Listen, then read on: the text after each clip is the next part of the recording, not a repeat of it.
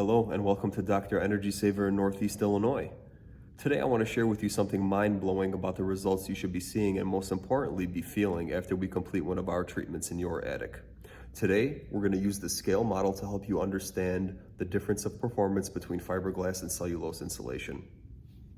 Now behind me I have our traditional house, it's called our birdhouse, with a light bulb that's currently turned on simulating the hot sun beating down on your attic and roof. And directly below it, on the left-hand side here, we have our pink fiberglass insulation. And on the right side, we have our Dr. Energy Saver exclusive True Soft blown-in cellulose. And in front of these two bays, we have thermometers that we're gonna insert in each bay. And we're gonna give this about a minute, and then we're gonna do a temperature reading after I tell you a little bit more about our cellulose. Now, when we're talking about R value is simply the measure of how much resistance the insulation has to heat flow. So the higher the R value, the more beneficial it is to you in terms of comfortability and energy savings. Blown cellulose has an R value of 3.7 per inch, whereas fiberglass has 2.8. Cellulose is non-toxic, it's a safe product to work with, there's no itching or irritability, it's rodent, pest, and insect resistant. It's also mold and mildew resistant. It provides soundproofing qualities, it's non-flammable, and it's treated with a mineral that naturally occurs in the earth called borate. Now, borate is what gives the cellulose its fireproof, mold, insect, and rodent resistance.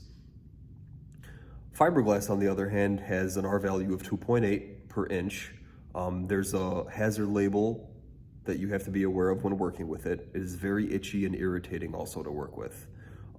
Rodents, pests, insects, they love to nest in fiberglass. They absolutely love it. There is no resistance to mold or mildew. There is no fireproofing or soundproofing capability with fiberglass.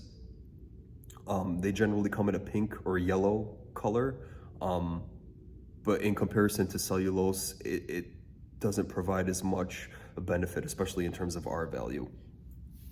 And when we're looking at R value on one of our little rulers over here, this is what we would staple and put inside of your attic when we're installing cellulose. So you can see, and we can see, how much insulation is needed and where we want to be in terms of R value.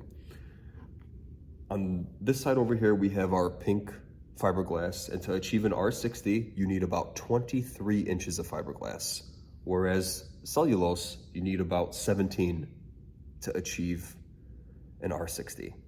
Over time, fiberglass will decompress and lose its R value, whereas cellulose does not. Cellulose maintains its structure and does what it's supposed to do for years to come, which is why we love working with it. So if you or anyone you know has an uncomfortable home or higher than expected energy consumption, give us a call so we can see what we can do for you.